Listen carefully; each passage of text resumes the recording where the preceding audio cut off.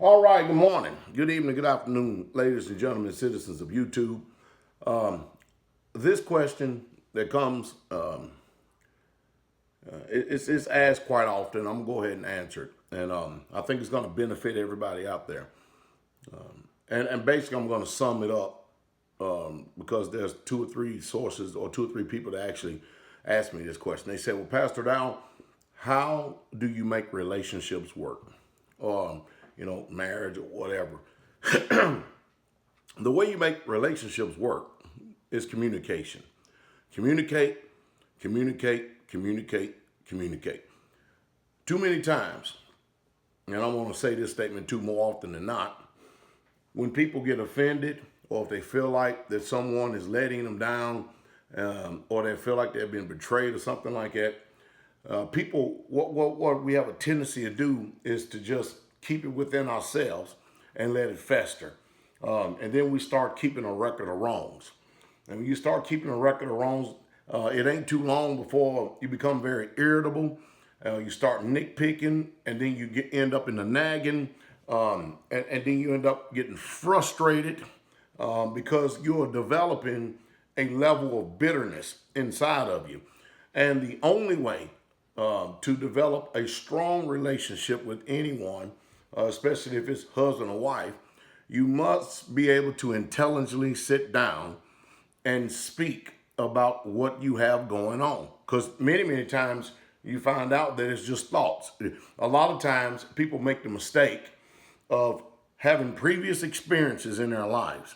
And when they have previous experience in their lives, too many times we blame the one we love or the ones that we love for past experiences, or if we experience something that seems similar because another person behaved this way or has been done this way before, we end up accusing the very people that we love of the same behavior, and that's just simply not fair. It's not fair to you, it's not fair to them.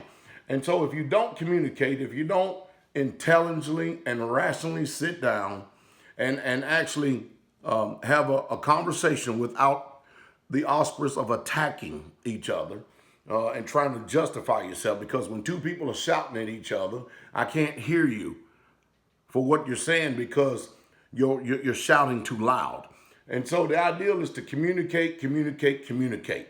Exchange, flow of information, back and forth. Don't let stuff fester. Don't let it just sit down in there.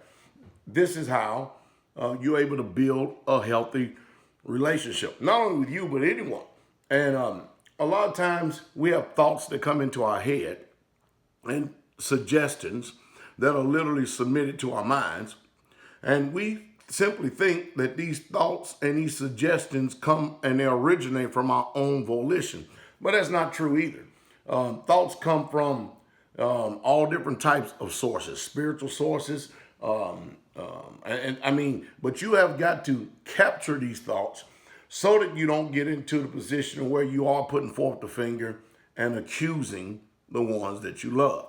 So the way that you actually keep a strong relationship and develop a strong relationship, you must communicate. Don't sit there and be mad and be frustrated. And then every single little thing that somebody does, you stack it up in your bitter box, your offense box, because you're going to become very irritable, and it's not going to be a very healthy environment. The home will be a very toxic environment, and that's not healthy for neither you nor the other person or your significant other. I hope that you're not afraid to communicate, because usually when people are upset or irritated or irritable, what people really want is they want closure and they want to be able to move on. They don't want to dwell in the past if they are intelligent people.